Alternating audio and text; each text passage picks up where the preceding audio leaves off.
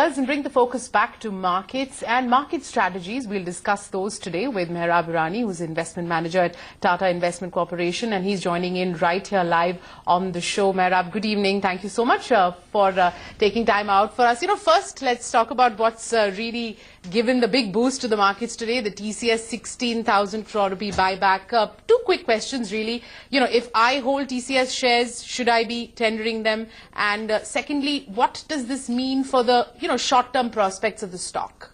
I am sorry, I cannot comment on individual stock, but I think whatever move the company has done is, I think, right. I think they had a lot of excess cash, and I think this will surely utilize the cash better. It will reward the shareholders, improve the ROE. So in the medium to long term, I think this is a good move, and I think other software companies should also follow suit, something like this, similar.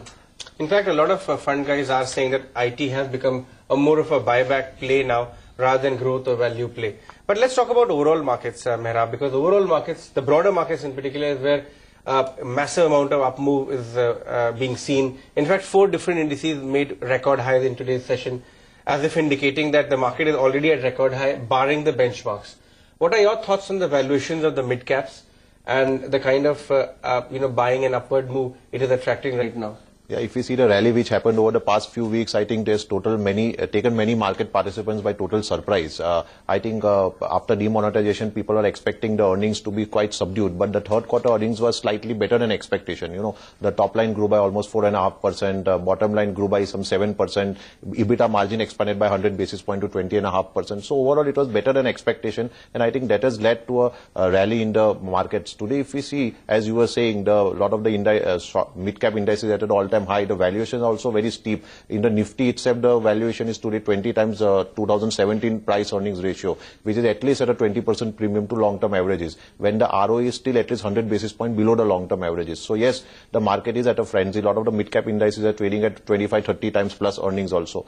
What has helped is that if you see the rally also, if you see the earnings, there has been more upgrades. At least 60% plus upgrades have been done compared to downgrades. So say analyst expectations are that next year in 2018 the earnings growth will be anywhere between 15 to 18%. So if that materializes, then we can justify such kind of steep valuations.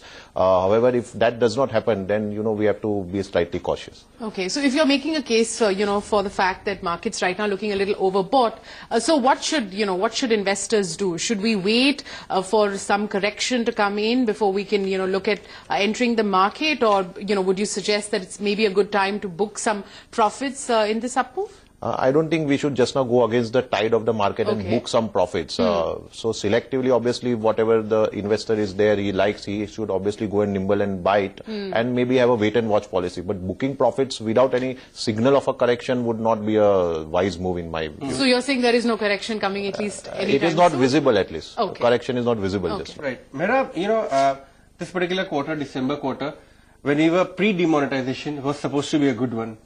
Post demonetization, the expectations changed and it was supposed to be a bad one.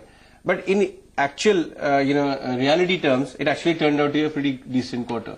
You think that the weakness in numbers, which did not come this quarter, has been deferred to Q4, or you think Q4 will only build onto these numbers in a sequential manner? See, there is a fair chance. I think market is very much divided. Some are saying that from Q4 we will build up and then the next year we will have much better earnings growth. While some are saying that, we have just deferred it. Some of the inventories, some things were just pushed on and it has been deferred, which will actually come in Q4 or in the next quarter. So the market is quite divided. If we see a lot of the sectors which did not do good were more consumer facing and sectors where cash was involved, like say two-wheelers, consumer staples, consumer durables, even cement, where there was a little slowdown in demand. So those sectors witnessed, but a lot of the other sectors actually benefited also, like retail. If we see organized retail, the same store growth was almost 15% plus.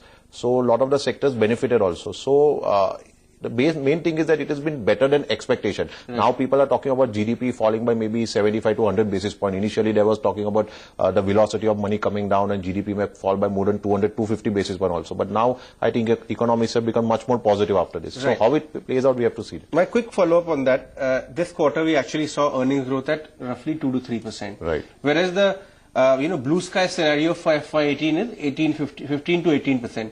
If you were conservatively still talk about 8 to 10% earnings growth in FY18 versus where we are right now, do you see valuation comfortable and hence further upside from current levels? Yeah, I think if we have a single-digit earnings growth for next year, then the valuation would look slightly stretched, I think, on the upside. But yes, if we have a double-digit 10% plus growth, anywhere between 12 to 15%, then I think the momentum in the market would still continue. Today, if we see a lot of domestic money is actually coming in the market, the SIPs in mutual funds have become 4,000 crores per month, and the fund management industry is targeting almost $1 billion of SIP per month, which will be very good money, to counter effect any kind of sales from FIIs.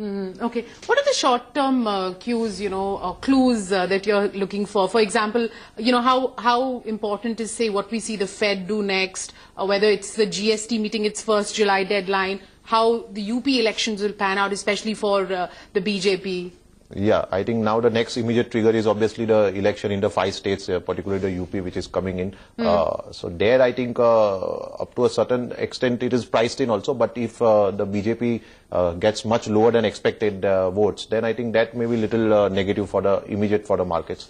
Besides that, even GST, as you mentioned, so there when it happens, that also is another factor which market is very closely looking at.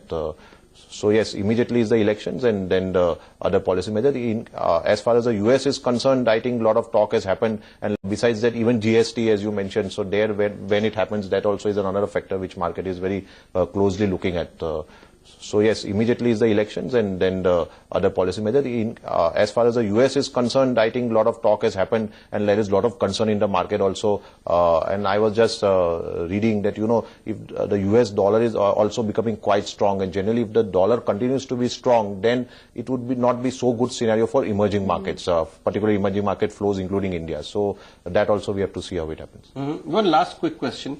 What do you think could trigger a correction in the market in the next 1 or 2 months? Some domestic factor or a global factor? I think more it may be a global factor. The domestic, I think the most important thing is the election. If there's something beyond expectation negative happens, otherwise mostly if the market will fail over the medium term, then I think it will become as global factors. All right, Mehrab, we'll leave it at that. Always a pleasure chatting with you. Thank you. Thank you so much for taking time out.